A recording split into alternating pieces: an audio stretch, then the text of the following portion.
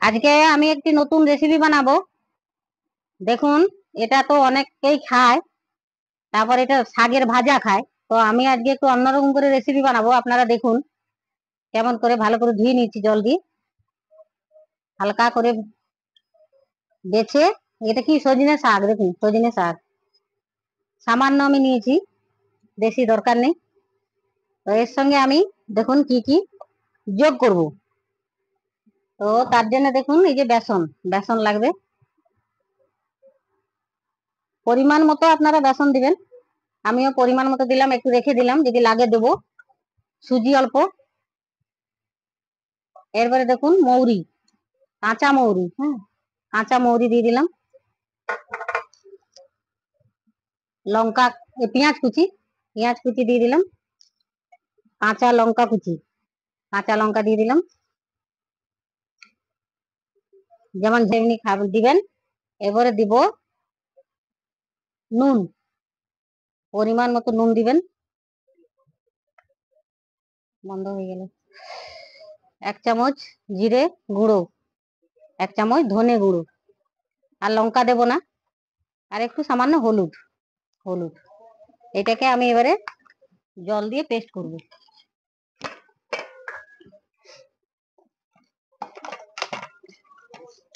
তো সজনে শাকের আজকে আমি পকোড়া বানাবো। দেখুন, সজনে শাক এমনিতেই খাওয়া ভালো। দেখুন মাখা হয়ে গেছে। একটু বেশ শক্ত শক্ত করে, টাইট টাইট করে মাখবেন, বেশি যেমন পাতলা না হয়, তাহলে কড়াইতে দিতে সুবিধা হবে। আমার মাখানো হয়ে গেছে, এবারে আমি এটাকে ভাজবো। দেখুন, এই যে দেখুন কড়াইতে তেল দিচ্ছি, সর্ষে তেলেই দিব। সর্ষে তেলও করতে পারেন, আবার সাদা তেলও করতে পারেন। আমি এটা সাদা তেলেই দিয়েছি।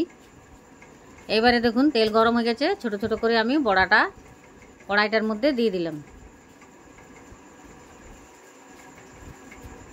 কড়াইটার মধ্যে বড়াটা আমি দিচ্ছি। দেখুন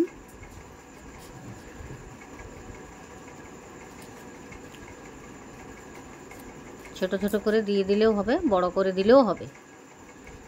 এটা খেতে কিন্তু খুব সুন্দর লাগবে, গরম গরম খাবেন, চা দিয়ে মুড়ি দিয়ে খুব ভালো লাগবে। একদিন এই রেসিপিটা বানিয়ে দেখুন কেমন লাগে। এটাকে হালকা করে দেখুন দুপাশটা ভেজে নিতে হবে। আমি উল্টে দিয়েছিলাম, দুপাশে ভেজে নিতে হবে।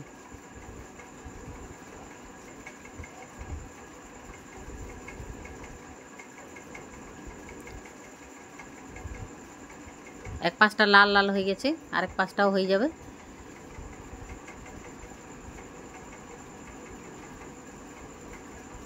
এই হয়ে গেছে, দেখুন দুপাশটা লাল লাল হয়ে গেছে। হ্যাঁ দেখুন, এর অন্য জায়গাটা আমি তুলে নিলাম, তুলে নিলাম।